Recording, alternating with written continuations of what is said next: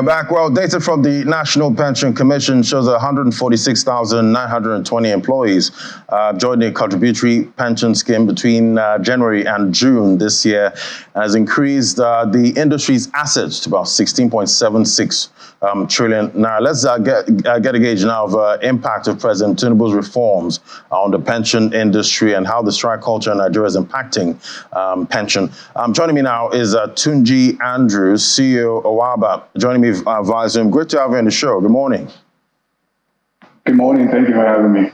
So, Tunji, workers are dealing with a lot right now with industrial action, inflation, rising cost of living. How is all of this impacting saving for retirement?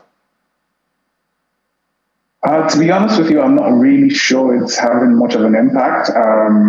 We particularly have a lot of work around the informal sector savings space, and we've even seen an increased participation in the last quarter or so.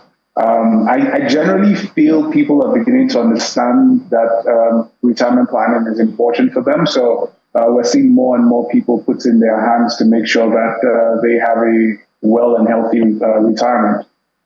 And definitely, yes, it is important to have your pension intact. But recently, the NLC president, Joe Ajero, recently said the current pension scheme in Nigeria is parasitic and unattractive. It did cite currency devaluation, government borrowing from the pension fund. How do you see this? It's slightly unfortunate, those comments, because first of all, the usual context or the usual comment of government borrowing from the pension fund is actually very misguided. It's an investment pool that needs to be invested in strategic assets, and government bonds are one of the, and government instruments are one of the investments methodologies that pension funds invest in. So it's not like government actually went to the pension funds and took money out of that. So that is one thing. Yes, it is true that the effects of devaluation and inflation does affect pension funds like any other investment across the country. But you would realize that pension funds generally have what we call a compounding effect. And that compounding effect, as long as it continues to increase at a certain limit, it continues to, make sure that capital is preserved. It could be better if we didn't have the devaluation and the high inflation, but it doesn't mean that the value is being eroded to the level of concern. And I know that the pension fund administrators across the country are doing a great job at actually investing those pension funds into the right places to make sure that savers and retirement savers get the very best in terms of returns. Definitely, the macro issues are a big headwind for pension industry at this point. But let's look at micro pension now, informal workers. How is that drive going right now to attract, those into the pension industry? So I remember when I was on your show last year, and the numbers at that time were good, were decent, but we've seen a lot more in terms of people being interested in saving towards their retirement. Not only do we see that, we're now seeing increased participation in actual funding of their retirement savings accounts. When we, my company started, with work with this space, we generally expected that what we're going to see from people saving towards their retirement was going to be things like, 2,000, 1,000 naira. But, we're seeing things like people saving up to 100,000 naira every month, people saving 1 million naira every month towards their retirement. And it generally tends to encourage you that, not only do people actually see the value, it also gives you the encouragement that people actually trust the system, and they're putting and backing it not only with their votes in terms of being part of it, but also actually putting their money towards that retirement future.